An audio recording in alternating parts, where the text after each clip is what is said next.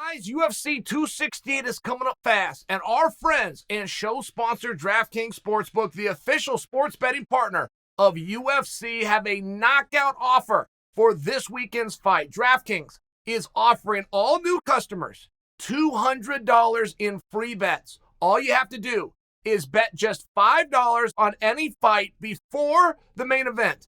That's right, bet just $5 on any UFC 268 fight, and DraftKings Sportsbook will give new customers $200 in free bets. DraftKings is safe, secure, and reliable. And the best part, you can deposit and withdraw your cash whenever you want. It is that simple. Don't miss out on all the action of UFC 268 with DraftKings Sportsbook, the official sports betting partner of UFC. Download the DraftKings Sportsbook app now. Use the promo code Sonnen when you sign up to receive $200 in free bets. Once you bet $5 on any UFC 268 fight. That's code Sonnen to receive $200 in free bets only at DraftKings Sportsbook. My official prediction, Justin Gaethje versus Michael Chandler. Guys, let me save it till the end. Because this is one of those fights that popped off the page where I feel like we're staring at the same guy. If I was to read you the resume of Justin Gaethje, and then I was to read to you the resume of Michael Chandler, and that doesn't just go back to the regional scene where you've got the World Series, the fighting champion versus the Bellator champion. No. You can go all the way back to their Division I collegiate days. I have to remind people constantly that Justin Gaethje was an All-American. People forget that he did that in wrestling because he absolutely never wrestles in a fight.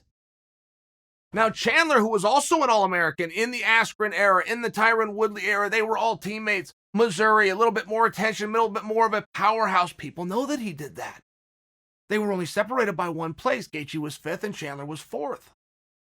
These guys are very identical, and that's back in their collegiate days. Here's the problem.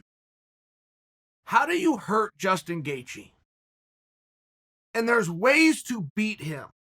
He is not the fastest 55-pounder, and he does not do the best job of getting out of the way of shots. There's ways to steal rounds and to beat Justin Gaethje. I want to know how you hurt the son of a bitch, because that I have not seen. Even Khabib and Khabib dominated. Khabib opened my eyes on Khabib that night, and I was already a believer. I was already drinking the Kool-Aid. That was a whole nother level, but Khabib did not hurt Justin Gaethje. He dominated him. He got him to certain positions where he overwhelmed him. And I bring that to you because Chandler is much less likely to be able to control those positions. Sure, he might get to it. He might even get to it more than once.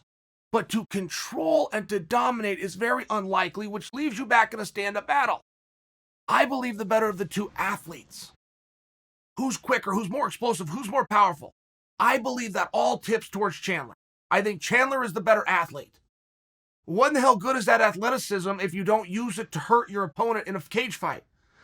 Which brings me back to, how do you hurt Justin Gaethje? Now, the other side of the coin, I know Chandler can be hurt.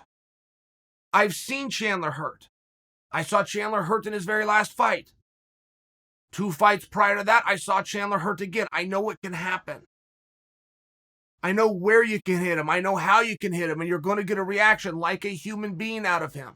Whereas you get more of a zombie type character out of Gaethje. So as you start to break this fight down and you realize, even if you can see that, okay, well, this is a wash in the wrestling, and then these guys came up on the regional scene, and both of their records are very beautiful, and they're both title contenders, and they're only separated by 1 number in the rankings. Like, I got it if we're reading resumes, but we're not reading resumes here. We're making a goddamn prediction in a fist fight. There's more ways for me to see that Michael Chandler can use that athleticism and get into a better position with Justin Gaethje. I just also can't believe that he can dominate and control those positions. So now you're talking about Chandler getting there for an instant versus Gaethje not getting there at all. Is it enough to steal a round? That's where my mind goes to. That's where my mind defaults to. Justin Gaethje can hurt Michael Chandler, much more likely than Michael Chandler can hurt Justin Gaethje. However, Chandler can use explosiveness and put Gaethje in positions because Gaethje is so damn stubborn. One of the great things about Justin Gaethje is how absolutely focused he is on what he's going to do. One of the biggest insults to Justin Gaethje is how absolute focused he is on what he's going to do. He does not make adjustments. He is the most damn stubborn, which is why he's all of your favorite fighter.